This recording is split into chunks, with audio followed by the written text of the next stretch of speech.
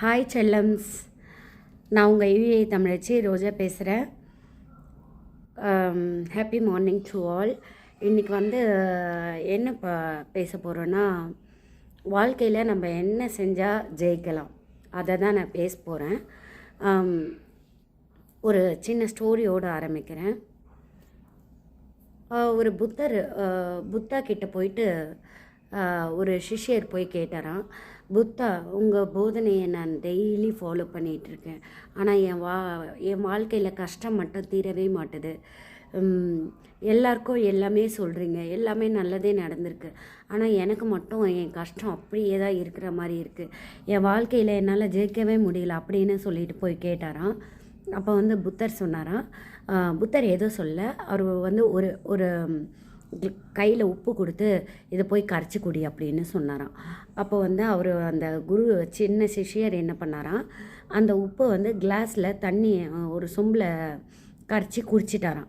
குடிச்சிட்டு பார்த்தோன்னா ஒரே வாமிட்டான், ரொம்ப துவர்ப்பு அதிகமாக இருந்துச்சான். அப்போ போயிட்டு, புத்தா, இதை என்னால் குடிக்கவே முடியல, நீங்கள் எனக்கு தப்பாக கொடுத்துட்டீங்கன்னு நினைக்கிறேன் அப்படின்னு சொல்லிட்டு சொன்னாராம். அப்போது நீ எதில் கரைச்சி குடித்தேன்னு கேட்டாராம் புத்தா. இதை ஒரு சொம்பு தண்ணியில் கரைச்சி குடித்தேன்.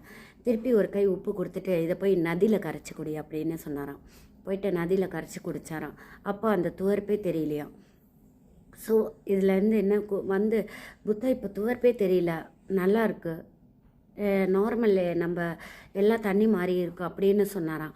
அப்போ சரின்னு சொல்லிட்டு அப்போது புத்தா கிட்டே சொன்னாராம், இது எனக்கு எதுக்கு நீங்கள் செய்ய சொன்னீங்கன்னு கேட்டாராம்.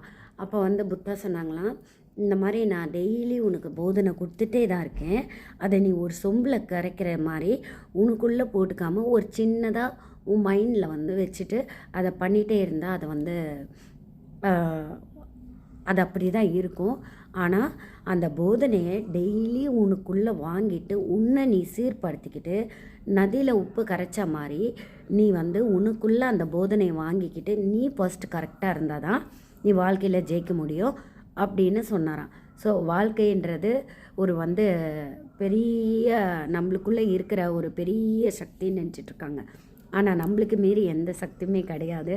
ஸோ யார் அட்வைஸ் பண்ணாலும் யார் எது பண்ணாலும் நீங்கள் அதை உள்ளே எடுத்துக்கின்னு நம்ம ஃபஸ்ட் கரெக்ட் பண்ணிக்கோங்க.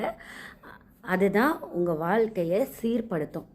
Okay, thank you so much. பிடிச்சிருந்தால் லைக் பண்ணுங்கள், சப்ஸ்கிரைப் பண்ணுங்கள், ஃபாலோ பண்ணுங்கள்.